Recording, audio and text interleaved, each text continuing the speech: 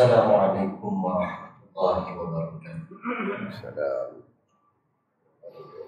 Bismillahirrahmanirrahim. Alhamdulillahi rabbil alamin. Afdhalus salati wa atammut taslim ala sayyidina Muhammad as-sadiqil wa'dil amin. Sayyidina Muhammadin wa ala alihi wa ashabihi al-ghurril mayamin wa man tabi'ahum bi ihsanin ila yaumiddin. Ashhadu an la ilaha illallah wahdahu la syarika lah wa ashhadu anna sayyidana wa nabiyyana Muhammadan abduhu wa rasuluh wa safiyuhu wa khaliluh, ballagha risalah wa addal amanah wa nasahal ummah wa jahada fillahi haqqa jihadih hatta atahul yaqin wa ala alihi wa sahbihi ajma'in, amma ba'd. Qaulullah subhanahu wa ta'ala fi surah An-Nisa. Bismillahirrahmanirrahim. Innallaha ya'murukum an tu'addul amanati ila ahliha wa idza hakamtum bainan nasi an tahkumu bil 'adl. Innallaha ni'ma ya'izukum bih. Innallaha kana sami'an basira. Berfirman Allah di dalam surah An-Nisa pada ayat yang ke-58 yang bermaksud, sesungguhnya Allah subhanahu wa ta'ala menyuruh kamu supaya menyerahkan segala jenis amanah kepada ahlinya yang berhak menerimanya. Dan apabila kamu menjalankan hukum di antara manusia, Allah subhanahu wa ta'ala menyuruh kamu menghukum dengan adil. Sesungguhnya Allah subhanahu wa ta'ala dengan suruhannya itu memberi pengajaran yang sebaik-baiknya kepada kamu. Sesungguhnya Allah subhanahu wa ta'ala sentiasa mendengar lagi sentiasa melihat. Surah An-Nisa ayat yang ke-58. Faqala Nabi sallallahu alaihi wasallam bihaditsin an Sayyidina Huzaifah bin al-Yaman radhiyallahu anhu qala haddatsana Rasulullah sallallahu alaihi wasallam haditsain qad ra'aitu ahadahuma wa ana antaziru al-akhar. حدثنا أن الأمانة نزلت في جذر قلوب الرجال ثم نزل القرآن فعلموا من القرآن وعلموا من السنة ثم حدثنا عن رفع الأمانة فقال صلى الله عليه وسلم ينام الرجل النومة فتقبض الأمانة من قلبه فيظل أثرها الوقت ثم ينام نومة فتقبض الأمانة من قلبه فيظل أثرها مثل المجل كجمر دحرجته على رجلك فنفطت فتراه منتبرا وليس فيه شيء ثم أخذ حصاة فدحرجها على رجله فقال فيصبح الناس يتبايعون لا يكاد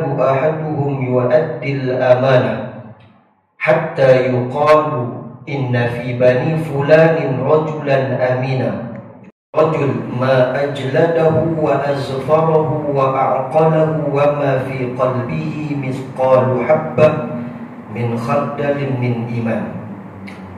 قال ولقد أتى علي زمان وما أبالي أيكم بايعت فيه لئن كان مسلما ليردنه علي دينه ولئن كان يهوديا أو نصرانيا ليردنه على ساعيه fa ammal yawma fama kuntu li ubayyi'a minkum illa fulanan wa fulana. Diriwayatkan daripada Imam At-Tirmidzi daripada Sayyidina Huzaifah ibn al-Yaman radhiyallahu anhu, katanya, telah bercerita kepada kami oleh Rasulullah sallallahu alaihi wasallam akan dua kejadian. Sesungguhnya telah aku melihat satu daripada keduanya, dan aku menanti yang lagi satu. Bercerita ia kepada kami bahawasanya amanah itu diturunkan ke dalam lubuk hati manusia, kemudian diturunkan Al-Quran. Maka mengetahui mereka itu daripada Al-Quran dan mengetahui mereka itu daripada hadis Nabi. Kemudian bercerita kepada kami terangkatnya amanah. Maka sabda Nabi SAW, tidur seseorang itu akan satu tidur, maka digenggam amanah dari dalam lubuk hatinya. Maka jadilah bekas yang kosong. Kemudian tidur ia akan satu tidur, maka digenggam akan amanah dari dalam hatinya. Maka jadilah bekas yang seumpama lecuk api, seperti bara yang engkau gelitkan atas kakimu. Maka mengelepuhlah ia. Maka engkau akan melihat akan dia timbul dan tiada padanya sesuatu pun. Kemudian mengambil baginda SAW akan anak batu kecil, maka digolekkannya atas kaki baginda SAW, lalu sabdanya, maka jadilah orang yang berjual beli mereka itu tiada hampir seorang dari mereka yang menyempurnakan amanahnya. Hingga dikatakan orang bahawasanya pada anak si cucu si anu lelaki yang dipercayai, dan sehingga dikatakan bagi lelaki itu, apalah kuat sabarnya dan apalah baiknya dan berakalnya, sedangkan tiada di dalam hatinya seberat satu biji daripada sawi daripada iman. Dan kata Nabi SAW, demi sesungguhnya datang atasku satu zaman di mana orang tidak peduli siapa kamu yang akan berjual beli kepadanya. Demi jika dia seorang yang Islam, nescaya yang akan mengembalikan haknya atasku agamanya. Dan demi jika dia adalah orang Yahudi atau Nasrani, nescaya mengembalikan atasku penguasa-penguasanya.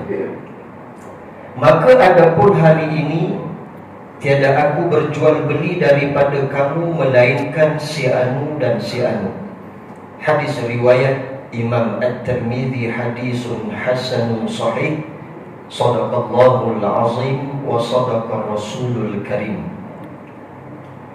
Muslimin muslimat yang dimuliakan oleh Allah Subhanahu wa taala, bersyukur kita kepada Allah di kesempatan waktu yang diizinkan oleh Allah pada malam ini dapat sama-sama kita mengambil sedikit waktu bagi meneruskan lagi bacaan kitab Bahrul Mazi pada jilid yang ke-15, di mana pada malam ini kita sampai kepada satu bab yang menceritakan satu daripada alamat hampirnya manusia kepada kiamat, iaitu terangkatnya amanah dari dalam lubuk hati manusia. Tuan-tuan muslimin muslimat yang dimuliakan oleh Allah Subhanahu wa taala, menjelang hari kiamat ada beberapa perkara yang Allah akan ambil balik daripada kita, dan pastinya ada kesan yang besar akan terjadi bila Allah ambil balik sesuatu daripada kita. Dan apabila Allah Subhanahu wa taala ambil balik apa yang telah Allah berikan kepada manusia, maka tidak ada seorang pun, walaupun seorang nabi, mampu mengambil kembali daripada Allah Subhanahu wa taala. Di antaranya menjelang hari kiamat, Nabi kita Muhammad sallallahu alaihi wasallam memberi ingat bahawa Al-Quran akan diangkat pada satu malam. sehingga pada keesokan harinya tidak tinggal walau satu pun ayat di dalam Al-Quran.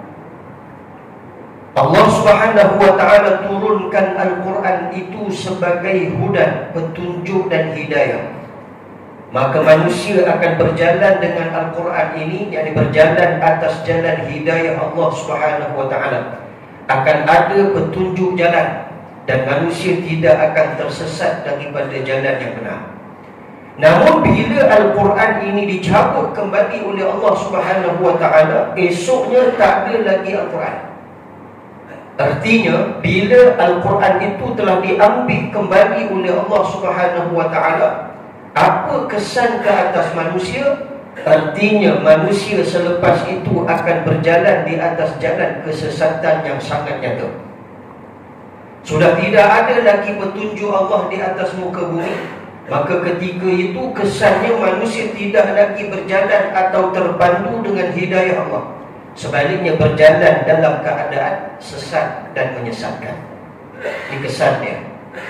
Yang kedua, kejadian yang akan terjadi menjelang hari kiamat, Allah Subhanahu wa ta'ala akan cabut ilmu dari dada manusia itu dengan cara mematikan alim ulama. Ini kejadian yang kedua. Allah bagi ilmu supaya kita belajar Al-Quran, supaya kita beramal dengan Al-Quran, supaya kita berjalan hidup dengan Al-Quran. Tapi satu saat di mana bila Allah cabut ilmu pengetahuan agama, maka kesan buruknya kita buat apa pun sudah tidak ada lagi sesiapa pun yang nak menegur kita. Kita nak minum arak, tak ada siapa nak halang kita. Kita nak main judi, tak ada siapa nak halang kita. Kita nak buat zalim, kita nak melakukan kemungkaran, penindasan, kekejaman, tak ada siapa nak tegur dan halang kita. Kenapa? Sebab ilmu dicabut oleh Allah, kata Nabi SAW, biqabdil ulama, dimatikan orang alim. Esok orang alim dah tak ada dalam dunia, waktu tu tak ada siapa nak halang kita nak buat apa pun. Tuan-tuan nak bunuh orang, tuan-tuan nak main judi, tuan-tuan nak berbuat kemungkaran, nak buat perkara-perkara yang bertentangan dengan syariat, tak ada siapa nak halang. Maksudnya kita akan berjalan di atas jalan yang sesat. Kalau tak ada siapa nak bimbing kita, hidayah Allah, Al-Quran tidak lagi ada, ulama-ulama dimatikan. Ini kesan yang kedua. Yang ketiga, hadis hari ini, Nabi kita Muhammad SAW menceritakan bahawa menjelang hari kiamat, amanah akan dicabut dari dalam lubuk hati manusia. Apa makna dia? Kita tak baca lagi, ni baru mukadimah, tak masuk dalam lagi. Apa maknanya? Maksudnya kita akan berdepan atau akan terkesan bila mana Allah cabutnya sifat amanah. Selepas ni kita tak akan jumpa lagi manusia yang jujur di dalam dunia. Semuanya akan berlaku khianat. Kesan dia bila Allah cabut sifat amanah dari dalam lubuk hati manusia. Jadi sebab itu manusia, tuan-tuan muslimin muslimat yang dimuliakan oleh Allah, orang yang beriman itu dia mengambil pengajaran supaya hidupnya terpandu atas jalan hidayah Allah. Maka bila kita tidak lagi berhajat kepada hidayah Allah, Allah akan ambil balik. Oleh kerana manusia tidak lagi mahu melaksanakan amanah dengan jujur, maka mereka akan sentiasa berlaku khianat. Tiada yang mustahil bagi Allah, Allah ambil balik semua ni. Apa guna Allah berikan kepada manusia sedang manusia tidak memanfaatkan Al-Quran yang diturunkan? Apa guna adanya ulama sedangkan manusia tak mengambil pun nasihat dan teguran daripada mereka? Apa guna sifat amanah sedang manusia hanya berhajat kepada berlakunya khianat? Allah ambil balik semua ni. Maka manusia selepas ni akan berjalan di atas jalan kesesatan. Dan bila kita berada di atas jalan kesesatan, bagaimana suasana dunia kita pada ketika itu? Sudah tentu bila jahat terlalu banyak, tipu daya, huru hara, khianat mengkhianati akan terus berlaku. Maknanya kita sedang mempersakai satu generasi yang jahat-jahat perangainya. Bila Allah ambil balik semua ni. Jadi tuan-tuan, kita kena ambil pengajaran daripada apa yang belum terjadi. Kerana bila ada di dalam hadis, dia akan terjadi. Cuma bila masanya, nanti kan. Macam Palestin lah. Tuan-tuan, Palestin dijamin merdeka. Tapi bukan hari ini. Bila masanya? Allah dan Rasul yang lebih tahu. Bila Palestin akan merdeka? Sebab sudah ada jaminan daripada hadis Nabi SAW bahawa Palestin akan merdeka. Tak masuk lagi di belakang-belakang kitab ni. Syaratnya panjang umur. Lepas ni kita akan baca jaminan Nabi SAW menjamin bahawa Palestin akan merdeka. Mana mereka akan dapat kemenangan. Tapi orang kata, Ustaz, bila merdeka? Lambat lagi. Nampak ni kejahatan fasa 1 pun nampak kelam kabut dah ni. Fasa 1 sedang berjalan hari ni. Tapi ada lagi sikit-sikit masalah yang Israel ni keras kepala. Kok mana pun tuan-tuan, satu hari nanti mereka akan merdeka. Bila merdekanya Palestin, patutnya kita kena tanya diri kita, kalaulah kita sampai tatkala saat merdekanya Palestin, di manakah kita? Jadi orang baik atau jadi orang jahat? Itu persoalan yang kita kena tanya. Sebab hari ni dah ada dah depan kamera free Palestin. Kau belakang dapat duit 10,000 Israel bagi, senyap sepi, jadi intelijen, jadi Mossad. Adalah sekarang ni depan kamera dia punya tunjuk semangat dia, kau belakang poket penuh. Ada dah. Dulu orang Melayu tak suka bercakap pasal Palestin, tapi hari ni dah cakap pasal Palestin, dalam masa yang sama dia bercakap juga pasal musuh Palestin, iaitu Israel. Dulu orang Melayu cukup anti kepada Israel. Sekarang ni dah ada darah orang Melayu yang sanggup bekerja untuk Israel. Cuma kat tangan siapa dekat sini? Cari pasal. Dah ada dah sekarang ni. Hati-hati. Tuan-tuan, jaminan Nabi SAW benda ni akan jadi. Macam tu juga keadaan dalam hadis yang kita nak baca ni. Semua kejadian-kejadian yang akan jadi kalau dia ada dah dalam hadis Nabi SAW. Cuma kita kena faham suasana ketika itu macam mana. Bila Allah dah cabut balik amanah, Allah ambil balik Al-Quran, Allah matikan alim ulama, apa kesannya? Begitu juga bila merdekanya Palestin, apa kesan untuk kita? Adakah kita akan setia dengan Islam atau kita akan berlawan dengan Islam? Sebab hari ini kita boleh tengok sumut Fatilah, kebanyakan yang mengetuai, yang ramai menyertai sumut ini adalah di kalangan kumpulan Itali, bahasa ataupun Spanyol dan juga Jerman. Yang bukan Islam lagi ramai daripada Islam. Kalau dah orang Islam tak boleh nak buat apa-apa, orang kafir yang akan bertindak untuk menyatakan suara mereka, hasrat kemanusiaan mereka ke atas saudara kita di Palestin. Jadi kita dah boleh nampak, takut Allah membolak-balikkan hati kita. Asalnya kita adalah pembela Palestin. Bila Allah tukar, bolak-balikkan hati kita, kelak kita takut kita berlawan pula dengan Palestin. Tuan-tuan muslimin muslimat yang dimuliakan oleh Allah SWT, sikit je masuk mukadimah dia. Nak masuk banyak-banyak, tunggu sampai hadis dia. Tuan-tuan muslimin muslimat yang dimuliakan oleh Allah, qala muallif rahimahullah wa nafa'ana bi ulumihi fid darin. Hadis pada malam ini menceritakan tentang kita, apa yang terjadi menjelang hari kiamat. Kita hari ini berada di akhir zaman yang hampir kita kepada kiamat. Ingat,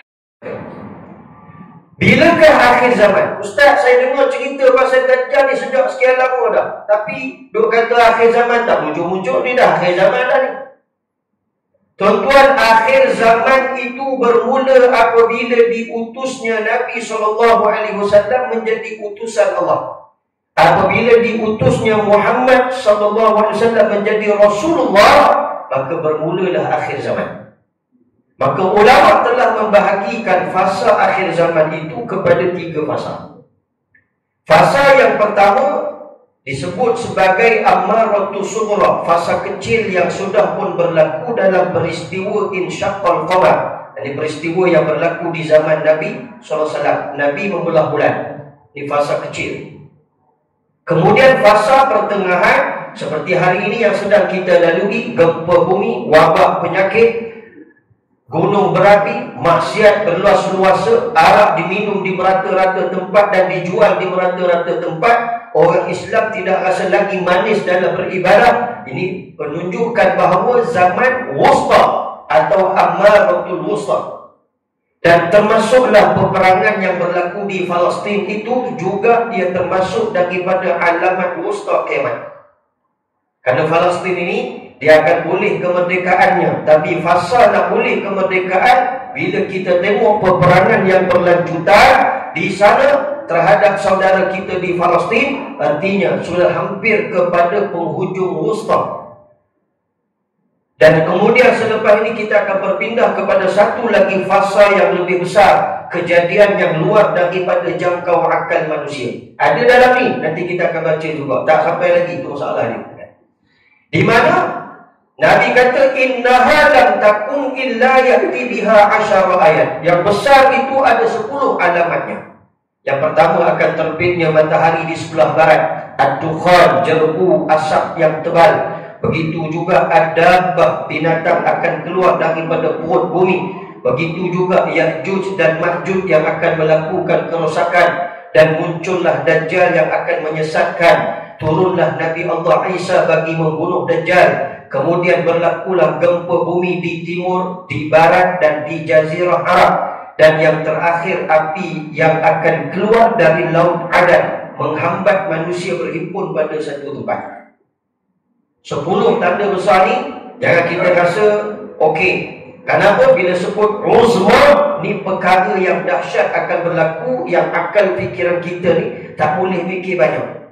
Macam mana saya sebut sebelum ni, bila kita tanya saudara-saudara kita yang mengalami tsunami pada tahun 2004 di Kepulauan Aceh, dia selamat dalam keadaan dia mengharungi tsunami. Kita tanya dekat dia kata apa? Kiamat dah. Bagi dia tsunami tu dah kiamat dah. Kenapa? Itu akalnya hanya boleh fikir sampai situ. Sedangkan perkara kiamat itu lebih dahsyat daripada tsunami. Itu makna dia. Tuan-tuan muslimin, muslimat yang dimuliakan oleh Allah Subhanahu wa taala. Maka kita bila sebut berada di akhir zaman, ini fasa dia. Fasa di mana umat Islam akan beroleh kemenangan dan kiamat sudah sangat semakin hampir. Karena Nabi sebut dalam satu hadis yang diriwayatkan oleh Imam Abu Daud. Nabi kata kepada Ibnu Hawalah, wahai Abdullah Ibnu Hawalah. Nabi letak tangan baginda SAW ke atas kepala Ibnu Hawalah. Satu riwayat kata di atas bahu Ibnu Hawalah. Maka Nabi bersabda, kelak khilafah akan menuju ke Baitul Maqdis, yakni Palestin. Bila khilafah sudah sampai ke sana, akan terjadi zalazil wal umurul izam. Nabi kata akan berlaku gempa dahsyat dan perkara yang sangat dahsyat akan berlaku. Dan Nabi sebut wasa'atu yauma izin, hari kiamat pada ketika itu sudah tidak jauh lagi, seperti tanganku yang ada di atas kepalamu. Maksudnya bila merdeka di Palestin, kiamat dah tak jauh. Hari ini tu kira kiamat bila? Kerana kita ni selagi tak terantuk, dia tak tenadah. Dia tak ada keinsafan. Kita masih lalai. Itu yang Allah sebut dalam surah Al-Anbiya. Iqtaraba lin-nasi hisabuhum wa hum fi ghaflatin mu'ridun. Ayat pertama surah Al-Anbiya. Hari perhitungan amal manusia ni sudah dekat. Pada hari kiamat dah dekat. Wa hum fi ghaflatin mu'ridun. Tapi mereka masih lalai. Tahu dah fenomena gempa bumi, gunung berapi, wabak, penyakit, pembunuhan di Palestin, gerhana bulan, gerhana matahari. Tengok dah. Tapi ghaflah, masih lalai. Dah baca dah hadis-hadis Nabi tentang apa yang akan terjadi, tapi masih lalai. Ini Allah sebut dalam Quran. Jadi kita minta doa dengan Allah, kita tidak jadi manusia yang lalai. Tuan-tuan muslimin, muslimat yang dimuliakan oleh Allah. Qala muallif rahimahullah wa nafa'ana bi'ulumihi fid darain. Bab yang telah datang ia pada menyatakan hadis yang membicarakan terangkatnya amanah. Ketahuilah kiranya ya saudaraku, adalah dikehendaki dengan amanah di sini ialah makna tidak mengejek atau tidak mengelak, tidak menipu dan tidak membela. Makna amanah pada bahasa tidak menipu, tidak mengejek, tidak mengelak dan tidak membela. Bahasa mudahnya tidak berlaku khianat. Sebab amanah lawannya adalah khianat. Sifat amanah ni apa maknanya Ustaz? Amanah ni maksudnya kita diberi satu-satu tanggungjawab. dilantik menjadi nazir masjid, dilantik menjadi ketua negeri, dilantik menjadi ketua negara. Itu amanah. Ini amanah. Maka kalau kita menipu atau berlaku khianat atau membelot dalam amanah yang dipertanggungjawabkan ke atas kita, kelak Allah Subhanahu wa taala berjanji orang yang berlaku khianat akan dicampak oleh Allah ke dalam neraka. Sebab bila kita sudah biasa normalisasi dengan berlaku khianat, membelot, menipu dan juga mengkhianati, maka sudah tentu ketika itu Allah akan cabut amanah dari dalam lubuk hati kita. Ni yang kita risau ni. Lepas ni kita dah tak percaya dengan adik-beradik, dah tak percaya dengan tokek kedai, nak berurusan apa pun kita dah tak percaya. Pasal apa? Dah tak ada orang yang jujur dalam dunia ni. Sekalipun kita nampak ada seorang anak si fulan ni nampak seperti orang yang jujur, maka kita berurusan dengan dia. Sedangkan kata Nabi SAW, dia pun anak si fulan itu tak ada dalam hatinya seberat biji sawi imannya. Amanah tu dah tak ada dah. Walaupun nampak seperti orang yang sangat amanah, orang yang sangat bertanggungjawab. Maknanya apa tuan-tuan? Itu kesan yang kita akan lalui kalaulah hidup kita hanya dengan normalisasi dengan khianat ini, tuan-tuan. Jangan tipu menipu, jangan belot membelot, jangan khianat mengkhianati. Ini sebab apa? Kalau kita buat secara begini, maka berterusan esok Allah Ta'ala tahu dah bahawa kamu ni memang tak mau sifat amanah yang diberikan dalam lubuk hati kamu. Maka esok Allah ambil balik pasal kamu dah tak berhajat. Lepas tu orang kata, kenapa Allah ambil balik Quran? Kenapa Allah cabut balik ilmu pengetahuan agama? Kenapa Allah cabut sifat amanah? Kalau manusia dah tak berhajat, apa guna Allah bagi lagi? Lalu dia angkatlah semuanya. Dah kamu tak berhajat kepadanya. Jadi kita kena faham ini pada bahasa, belum lagi masuk pada syarak. Dan kata setengah ulama, pada sebahagian ulama telah berkata, makna amanah di sini iaitu pertaruhan kepada manusia daripada menjunjung apa yang disuruhnya dan berhentikan apa yang ditegahnya. Makna amanah di sini, kita bagi seseorang itu tanggungjawab buat apa yang Allah suruh, tinggal apa yang Allah larang. Maksudnya amanah dia ada terkait dengan iman. Amanah dia terkait dengan iman. Artinya, kalaulah amanah ini dicabut oleh Allah, maksudnya kita dah hilang iman.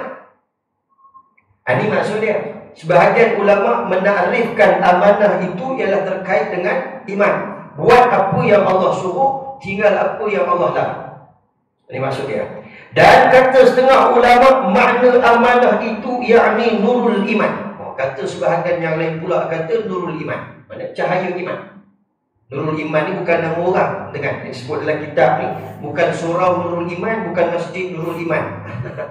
Nurul Iman ni maksudnya cahaya iman. Artinya bila Allah ambil balik sifat amanah, hilanglah cahaya iman. Cahaya iman dalam hati kita. Dia terkait dengan iman. Kalau bila terkait dengan iman, ada tanggungjawab kita untuk melaksanakan tanggungjawab itu. Kalau dah tak ada iman, apa guna ni? Buatlah khianat. Buatlah macam-macam, tipu, menipu, belot, membelot, khianat, mengkhianati. Sebab apa? Sebab dah tak ada iman. Ini disebut walaupun seberat biji sawi. Soal iman ni soal yang paling penting. Sebab esok kalau Palestin merdeka, dia akan cek dulu tentang iman tu. Beriman atau tidak kepada Allah Ta'ala dan Rasul. Tak ramai orang boleh begini, tuan-tuan. Tak ramai orang yang boleh nak bela saudara kita di sana. Dia melihat kepada iman. Mereka diuji dengan kesusahan, diuji iman mereka. Kita pun diuji iman kita. Karena disebut dalam satu hadis yang lain, Nabi kata, badiru bil a'mali fitnah. Segeralah kamu beramal sebelum kamu menemui ujian dahsyat terhadap iman. Jadi bila sebut ujian dahsyat terhadap iman, maka disebut bagaimanakah bentuk ujian itu? Kaqita'il lailil muslim yusbihu rajulu mu'minan wa yumsi kafir. Seperti gelap malam bertukar cerah siang. Paginya seseorang itu beriman, petang sudah tidak lagi beriman kepada Allah. Apa sebab dia? Yabi'u dinahu bi'aradin minad dunia. Dia telah menjual agama dan imannya kerana hapuan dan secepis kehidupan dunia. Masa nak boleh duit cepat, tengok ni bagi banyak, 10,000 jadi pengkhianat. Boleh jadi. Jangan buat baik. Sebab di Gaza ni ada satu kumpulan pengkhianat, namanya kumpulan Abu Shabab. Kumpulan Abu Shabab ni dia berlaku khianat dengan rakyat di jalur Gaza. Bila mana berlaku genjatan senjata ni, dia dah kelam kabut. Pasal apa? Dia tanya, dekat mana kami pula sekarang ni, kan? Pasal apa? Gaza nak pulih keamanan, nak kembali kepada genjatan senjata. Sebelum ni dia berlaku khianat. Dia buat kerja untuk Zionis, halang terak-terak bantuan daripada masuk ke jalur Gaza. Tapi hari ni dia dah start dah, tak tahu nak ke mana. Akhirnya minta maaf pada rakyat Gaza, minta maaf kepada pejuang-pejuang H. Muka-muka pengkhianat ni patut dikukuh. Sebab apa? Sebab pengkhianat ni lah racun yang paling besar. Orang tak nampak sebenarnya. Dan saya pernah sebut kepada tuan-tuan, bila saya tanya sahabat saya orang Aceh, kerana Aceh ni salah satu wilayah yang bebas daripada penjajah. Ketika mana Belanda menjajah Indonesia, salah satu wilayah yang terlepas daripada dijajah adalah wilayah Aceh. Saya tanya kepada orang Aceh, apa kelebihan kamu, apa petua yang kamu boleh jadikan mana penjajah tidak dapat menjajah di kawasan kamu? Apa jawapan mereka? Pertama sekali, kami bukan berperang dengan penjajah, kami berperang dengan pengkhianat. Itu betulannya. Kalau nak boleh sebuah negara yang makmur, cacing-cacing, lalat-lalat ni kena hapuskan dulu. Kalau tidak, dia berak atas makanan, dia bertelur atas makanan, boleh penyakit ke kita. Itu maksud dia. Lalat-lalat ni, hak ada ni, hak dia buat kerja tak senonoh ni. Di kalangan orang Melayu sendiri, Melayu Aceh, kan? Sebab itu mereka kata kami step pertama bukan lawan dengan penjajah dulu, kami hapuskan dulu mana-mana pengkhianat di kalangan kami. Lepas tu step yang kedua, baru lawan penjajah. Kalau lawan penjajah tapi pengkhianat masih ada, kau boleh menang, tak boleh menang. Pengkhianat akan terus bekerja dengan pengkhianatan dia, dengan bajunya seperti baju orang Islam, tapi kerjanya bukan kerja untuk Islam. Itu pengkhianat, kan? Jadi sudah tentu agak sulit untuk berhadapan dengan kemenangan. Sebab tu orang kata, Ustaz, kenapa Gaza kan masih belum merdeka lagi, sepenuhnya masih lagi fasa satu genjatan senjata. Bahkan ada di kalangan orang Israel ni, ada tak setuju dengan genjatan senjata dan dia anggap ini adalah waktu berehat sebentar. Maksudnya lepas ni ada perang lagi lah. Dunia Palestin, bumi Palestin tak pernah sunyi daripada perang, tuan-tuan. Sejak daripada 1947-48, Nakbah, pembunuhan umat Islam di Palestin, tanah-tanah mereka dijarah, kemudian bangkit intifadah penentangan orang-orang Arab menentang Zionis. Begitulah seterusnya. Kita bagi lawazan insya-Allah. Muslimin muslimat yang dimuliakan oleh Allah Subhanahu wa taala. Berbalik, untuk memperolehi nikmat kemakmuran itu mestilah ditolak semua pengkhianatan. Kerana pengkhianat ni adalah racun yang paling besar. Walaupun perkara ni kecil, tapi dia akan jadi racun yang paling besar, sehingga kita daripada beriman, hilangnya iman kita. Kita sanggup bekerja sama dengan musuh-musuh Allah untuk kepentingan hidup kita. Sebab itu Nabi kata, yabi'u dinahu bi'aratin minad dunia. Dia sanggup jual agamanya, jual imannya untuk dapatkan secepis habuan dunia. Wa'ayazubillah. Tuan-tuan muslimin muslimat yang dimuliakan oleh Allah, maka ulama menyatakan bahawa makna bagi amanah itu ialah setengahnya, yakni nurul iman, cahaya iman.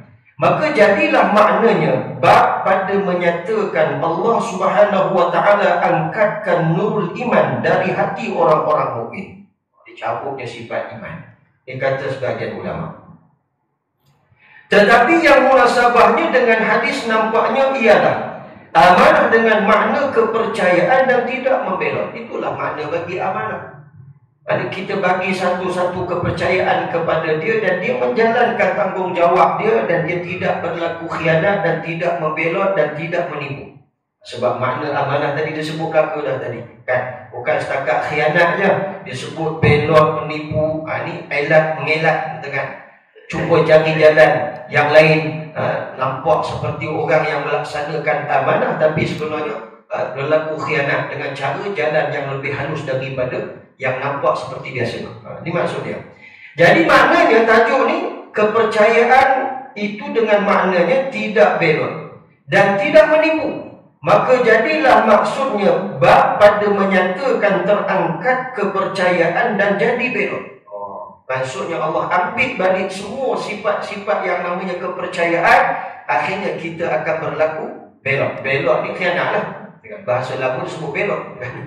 Belot lah. Sebab makna bagi amanah adalah khianat. Khianat bahasa Arab, bahasa Melayu dia belot.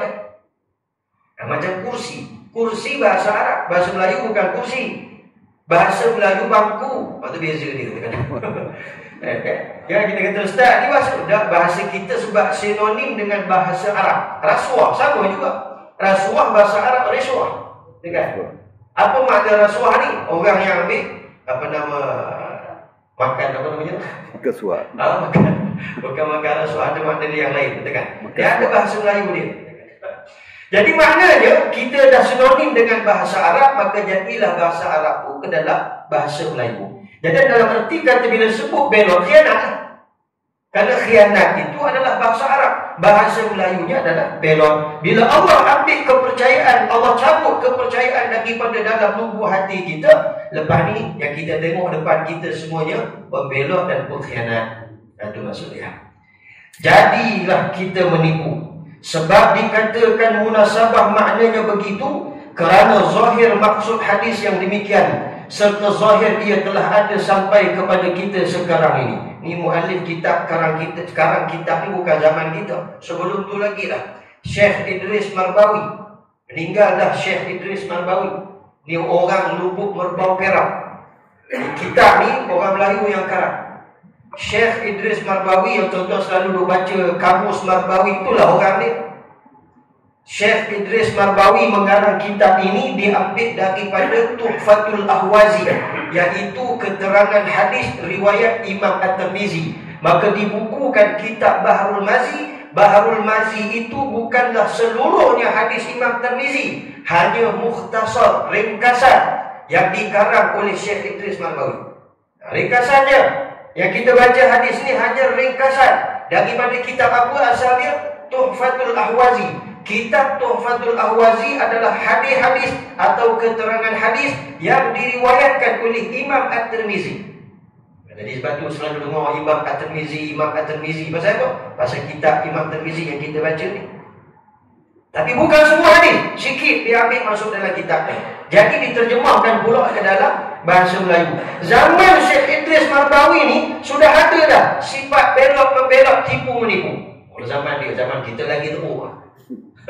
Itu paling mudah. Tak payah cari zaman Imam Syekh Idris Marbawi. Imam Ahmad. Zaman Imam Ahmad sudah ada ulama yang mengampu. Itu zaman ulama mujtahid. Imam Ahmad bin Hanbal. Sudah ada kumpulan ulama yang mengampu. Dunia lebih daripada akhirat. Banyakkan dunia daripada akhirat. Sudah ada ulama yang mengampu zaman Imam Ahmad. Zaman kita tak payah cerita. Zaman ulama mujtahid pun dah ramai. Ini kan pula zaman ulama yang jahil. Lagi payah ramai. Jadi maksudnya dia nak suruh kita ambil pengajaran dan hati-hati dalam kehidupan. Allah bagi kita satu-satu amanah, semua itu akan dipertanggungjawabkan di hadapan Allah. Kullu ra'in mas'ulun an ra'iyati. Setiap yang dipertanggungjawabkan di atas batang leher kita takkan terlepas walau satu pun di hadapan Allah esok. Semuanya akan ditanya. Yang kita risau. Risau pasal apa? So Allah tanya, kenapa ada kilang Arab? Jangan nak jawab apa?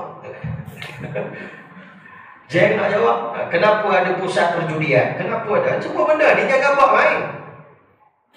Siapa ustaz nanti saya pandai-pandai lah. Tuan-tuan, kita ingat dalam dunia ke tuan-tuan boleh pandai-pandai? Kita baca surah Yasin. Al-yawma nakhtimu ala afwahihim wa tukallimuna aydihim wa tashhadu arjuluhum bima kanu yaksibun. Ini ulang kali yang ketujuh pada tuan-tuan. Apa kata Allah? Pada hari manusia dihimpunkan di padang mahsyar, yakni di mahkamah Rabbul Jalil. Ketika itu Allah kunci mati mulut manusia ni. Mulut tak boleh cakap. Sebab apa Allah kunci mulut? Sebab kalau mulut ni boleh cakap, ya Allah, saya tak dapat pergi masjid kerana minyak naik, contoh. Dia akan cari beribu-ribu alasan. Nak elak daripada perkara yang tu, pasal takut nak dicampak oleh Allah ke dalam neraka, dia akan mencipta beribu-ribu alasan. Maka Allah kunci mulut manusia. Habis, macam mana nak jawab bila Allah tanya salat ke tidak, laksana ke tidak, tanggungjawab? Don't worry. Karena Allah sebut wa tukallimuna aydihim, tangan akan bercakap dengan Allah. Tangan tuan-tuan ini adalah saksi Allah di atas dunia. Kelak dia akan beri penyaksian di hadapan Allah. Ya Allah, si fulan ini tidak menjalankan amanahnya, berlaku khianat. Maka waktu itu kaki pun berkata, wa tashhadu arjuluhum bima kanu yaksibun. Wahai Tuhanku, apa yang diperkatakan oleh tangan itu adalah benar. Ya. Tak ada tempat untuk kita mengelak, melainkan dihumban oleh Allah ke dalam nerakanya. Wa'iyazulillah. Maka sebab itu orang mukmin dia cakna bila diberi tanggungjawab, dia cukup takut nak ambil tanggungjawab. Cukup takut. Kalau orang bagi juga, sebenarnya itu yang lebih baik. Pasal apa? Kita orang yang tak mau, maka diberikan tanggungjawab itu, pasti orang yang akan takut tidak menjalankan tanggungjawab, walhal dia cakna dan dia pasti akan berlaku adil dalam tanggungjawab yang dipertanggungjawabkan kepadanya. Itu maksudnya. Jadi kalau yang meminta saya nak jawatan ini, contoh kan, saya nak jadi contoh bukan di sini di Baghdad sana. Saya nak jadi bendahari masjid lah. Tentu jangan bagi orang macam ni. Ini bahaya. Pasal apa? Sebab dia nak. Dalam Islam ni kita diajar amanah diberat. Sebab itu Sayyidina Abu Bakar As-Siddiq radhiyallahu anhu, tuan bayang, dan dia antara sahabat yang lembut hati orangnya.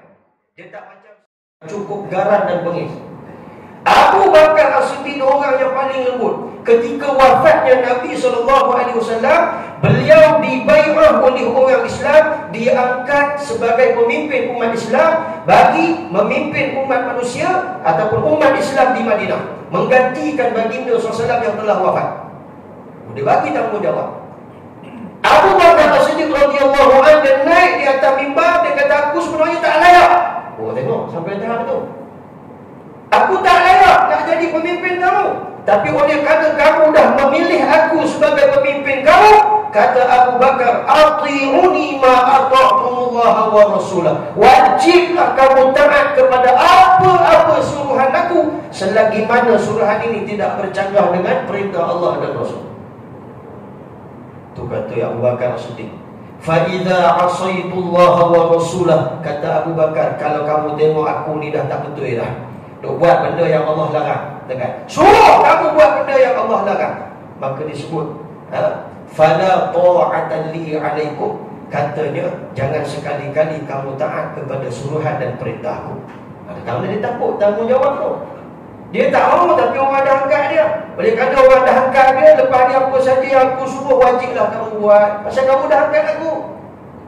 Kemudian pula, kalau aku ni tak betul, bertentangan dengan syariat suruhan Allah dan Rasul, fala ta'atan li alaikum, tak ada istilah taat kepada perintahku. Tolong jangan dengar cakap aku kalau aku tak betul. Itu bahasa mudahnya.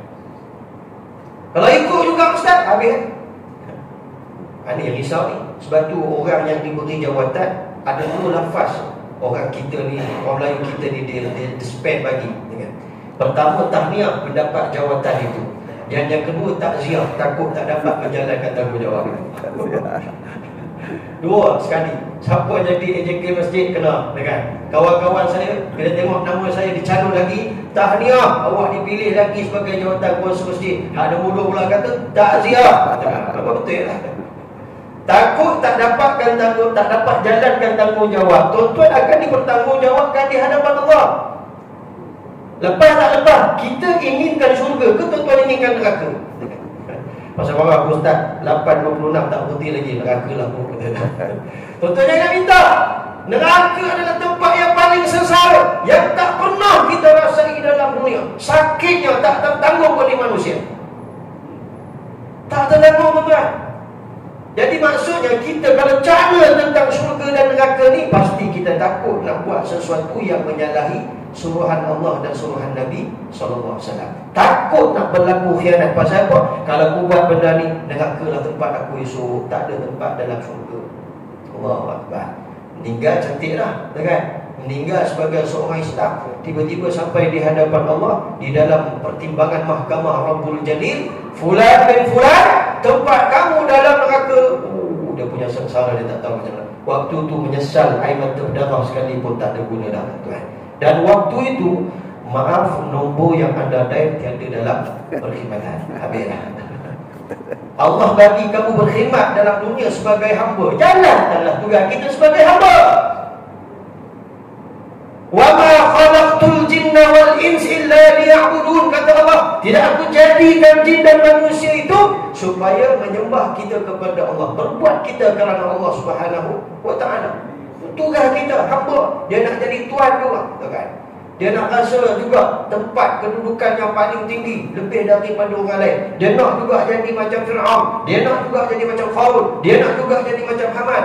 Jadi orang macam ni tentu bahaya. Pasal apa? Mereka tak pernah ambil pengajaran yang Allah sebut dalam Quran tentang Qarun, Haman dan sebagainya. Tuan muslimin, muslimat yang dimuliakan oleh Allah Subhanahu wa taala. Dengarlah hadisnya telah dikeluarkan oleh Abu Isa At-Tirmizi, demikian itu katanya. Diriwayatkan daripada seorang sahabat Nabi SAW, lagi anak sahabatnya juga, lagi ia tempat simpan rahsia Rasulullah SAW, namanya Huzaifah ibn al-Yaman radhiyallahu ta'ala anhuma. Kenapa anhuma? Ini satu lagi ilmu hadis. Kerana bila disebut anhuma, artinya bapa dan anak adalah sahabat Nabi. Bukan Huzaifah sahaja sahabat Nabi, bapanya Yaman itu juga sahabat Nabi. Maka disebut radhiyallahu ta'ala anhuma. Katanya, telah bercerita kepada kami Rasulullah SAW akan dua cerita. Sesungguhnya telah aku lihat salah satu daripada keduanya, dengan kata orang dan pengkhabaran orang mengatakan sudah ada, dan aku menanti yang satu lagi, kerana apa-apa yang disabdakan oleh Nabi SAW belum pernah bersalahan. Maknanya belum pernah tak jadi, semuanya jadi. Apa hak Nabi sebut, semuanya jadi.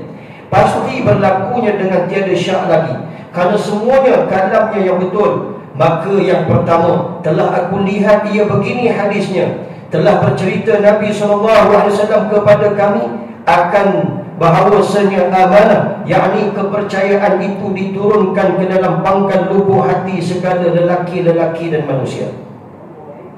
Tuan-tuan, Huzaifah kata ada dua perkara yang Nabi cerita kepada kami. Satu, amanah diturunkan oleh Allah ke dalam lubuk hati. Maksudnya sebelum ni tak ada amanah, maka Allah turunkan dalam lubuk hati setiap manusia laki-laki ini ada yang namanya amanah. Itu maksudnya. Dan kejadian itu, kata Huzaifah, aku dah saksikan bagaimana sahabat-sahabat Nabi menjalankan amanah. Kaum mukmin yang dipilih oleh Allah itu telah menjalankan amanah dengan sebaik-baiknya. Kata Huzaifah, yang ni aku dah tengok, sudah disaksikan pada zaman Sayyidina Huzaifah. Masalah sikit lagi, jangan tengok jam. Saya faham tuan. Boleh buat. Satu panggal, satu masalah, kemudian kita berhenti. Masalah yang ke-77. Amanah artinya kepercayaan, dan tidak belok itu ada pada mula-mulanya pada sekalian lelaki. Dengan dalil sepotong hadis di dalam masalah yang ke-76 itu menunjukkan amanah itu mula-mula diturunkan oleh Allah Subhanahu wa taala akan dia tinggal diam di pangkal dan di tengah-tengah hati segala lelaki-lelaki. Maka amanah itu ia asalnya di hati lelaki, dengan tiada belajar dan berguru, bahkan ia seperti ada segala sifat. Maknanya Allah turunkan sifat amanah. Amanah ni duduk dia diam dekat dalam ni. Macam bahasa mudah kita letak dalam satu benda tu ada chip. Chip ni tak berfungsi lagi. Macam kereta kan, kita nak beli kereta Pro 2 khususnya kan. Pro 2 ni banyak kereta dia dah keluar, tapi nak keluar daripada kilang belum lagi. Pasal apa? Mereka sedang mencari chip yang nak dimasukkan ke dalam kereta. Setiap kereta sekarang dah ada chip. Dan chip itu sejak bila perang Ukraine dengan Rusia, maka payah nak dapat chip tu. Terpaksa beli daripada negara yang lain yang menciptakan chip bagi sebuah kereta, yang nak tunjuk kata enjin panas. Dan tu semua sistem tu maknanya satu chip je. Dan dia akan berjalan. Bila mana chip ni sudah ada dia punya sistem, dia dah lengkap, dah disusun, maka dia akan berjalan. Sebab tak semua chip berfungsi, tuan. Bila dibeli, contohnya beli daripada negara yang lain, beli 10,000 chip nak masuk ke dalam setiap kereta. Dalam 10,000, bukan 10,000 boleh pakai. Hanya yang boleh pakai yang berfungsi. Kadang ada chip yang tidak berfungsi. Pasal apa? Sistem dia mungkin ada masalah, kelengkapan apa sikit termasyarat dalam sistem tu belum lengkap ke apa ke, kita tak tahu. Tapi chip itu hanya yang berfungsi sahaja boleh dimasukkan. Saya berani sebut pasal apa? Sebab saya berkawan dengan CEO Prodo. Dia bagi tahu chip ni kereta banyak tapi tak ada nak keluar semua. Pasal apa? Nak tunggu chip tu yang boleh, nak kena tengok boleh pakai tak boleh pakai. Sagi masuk lagi ke laut pula kereta ni kan. Pasal dia ada sistem dia. Lagi kereta tu baru sekarang ni, nak masuk line line satu lagi pun dia dah bagi isyarat dan sebagainya. Kan itu sistem yang disusun dalam chip ni. Begitulah amanah dalam tubuh hati manusia ni. Dia ada dalam kita ni. Kemudian bila sudah diturunkan amanah, maka diturunkan Al-Quran. Apa maknanya? Disusun sistemnya. Berjalannya amanah itu berlandaskan kepada Al-Quran dan Sunnah. Itu maknanya. Allah turunkan amanah sebelum diturunkan Al-Quran. Itu hadis yang disebut hari ini. Diturunkan amanah dalam tubuh hati manusia, kemudian summa nazal Al-Quran, Nabi kata, kemudian turunlah Al-Quran. Maknanya amanah itu akan berjalan dengan kita belajar Al-Quran dan belajar hadis Nabi SAW. Artinya, kalau manusia dah tak mau belajar tentang Al-Quran, tak mau belajar hadis-hadis Nabi SAW, sudah tentu amanah itu akan tinggal diam dan dia tidak akan boleh beroperasi. Dia tak akan boleh berjalan dengan sempurna. Sebaliknya dia bertukar jadi barang, iaitu belot dan khianat. Itu maksudnya punya bahas panjang-panjang kan. Nak bagi faham itu je. Yang mula-mula kata Huzaifah, yang ni aku tengok dah.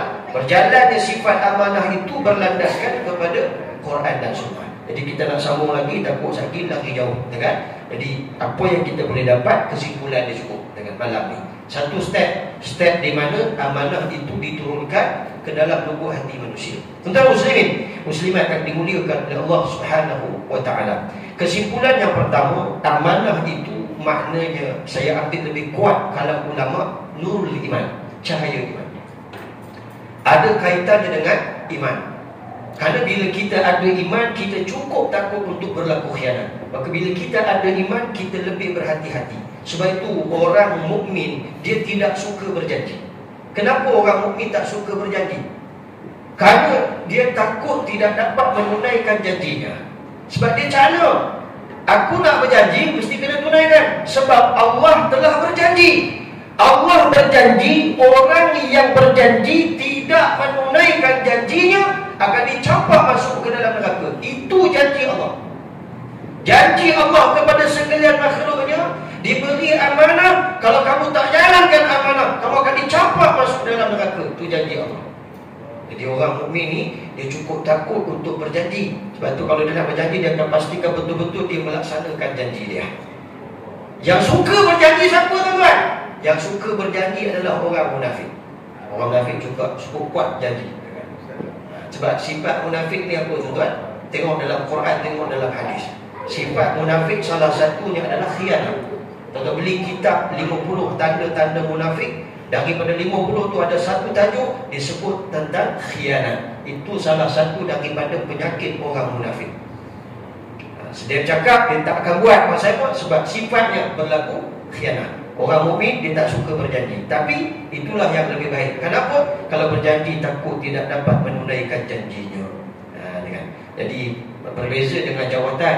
Kalau orang angkat jadi nazir, jangan lari kan? Nanti tak ada nazir, siapa nak pergi masjid kan?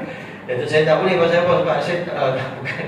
Itu tanggungjawab. Kita tak mau, kalau orang bagi, ambil juga. Kena ambil. Sebab apa? Sebab di antara ramai-ramai manusia ada yang lebih layak. Maka kali masyarakat memandang kamu yang lebih layak, maka kamu kena ambil, walaupun kamu menolak. Tak boleh. Pasal apa? Kalau semua orang tolak, siapa nak jadi nazir? Kalau semua orang tolak, tak mau jadi tok imam, tak mau jadi tok bilal, siapa nak bimbing tolong untuk sembahyang solat 5 waktu? Siapa nak tolong azan di masjid? Itu kena faham juga. Itu tanggungjawab yang lain. Kalau dibahaskan semua sekali, semua AJK, nampak saya tak putih lagi lah ustaz. Kesimpulan yang kedua, tuan-tuan muslimin muslimat yang dimuliakan oleh Allah, kejadian yang terjadi menjelang hari kiamat, di mana Allah SWT akan cabut semua yang Allah berikan kepada kita. Salah satunya adalah amanah. Sebelum amanah ini dicabut, maka bila mana kita sudah diletakkan amanah ke dalam lubuk hati, belajarlah Al-Quran dan belajarlah Sunnah untuk menjalankan amanah berlandaskan kepada Quran dan Sunnah. Maka kita akan terpandu dengan Al-Quran dan Sunnah. Jadi kalau tak ada, kita jauh dengan Quran, kita jauh dengan As-Sunnah, jauh kita dengan pemahaman ulama, maka sudah tentu kita tak ada bimbingan, dan pastinya amanah itu akan bertukar menjadi barang, iaitu khianah. Kesimpulan yang ketiga, tuan-tuan, kita banyakkan berdoa kepada Allah Subhanahu wa taala supaya Allah istiqamahkan kita menjalankan amanah yang dipertanggungjawabkan kepada kita. Kita takut kita berlaku belok terhadap amanah yang telah diberikan, hingga akhirnya menyusahkan kita di hari akhirat, dicampak oleh Allah ke dalam nerakanya. Sentiasalah minta pertolongan kepada Allah agar istiqamah dalam setiap amal kebaikan yang kita buat. Mudah-mudahan Allah limpahkan taufik hidayah ke atas kita dapat menjalankan tanggungjawab. Jika sekiranya diberi tanggungjawab apa-apa jawatan, apa-apa tanggungjawab kepada laki-laki, khususnya tuan-tuan, kaum lelaki, kita semua adalah bertanggungjawab di atas keluarga masing-masing. Semua yang kita buat, cari nafkah untuk anak bini, beli kereta, beli rumah, bahagia, senang, susah, kita menanggung segala urusan keluarga kita. Kenapa? Lelaki adalah tanggungjawab ke atas keluarga masing-masing. Kalau bertanggungjawab atas keluarga orang lain, boleh tak Ustaz? Itu busybody nama dia. Keluarga sendiri borak peranda, sibuk dengan keluarga orang lain. Tuan-tuan muslimin muslimat yang dimuliakan oleh Allah Subhanahu wa taala, kesimpulan yang terakhir itu, moga-moga menjadi penutup pengajian kita pada malam ini. Moga-moga Allah Subhanahu wa taala melimpahkan kebaikan kepada kita, melimpahkan rahmat dan kasih sayangnya kepada kita. Aqulu qawli hadza wa astaghfirullahal azim li wa lakum. Wassalamualaikum warahmatullahi wabarakatuh.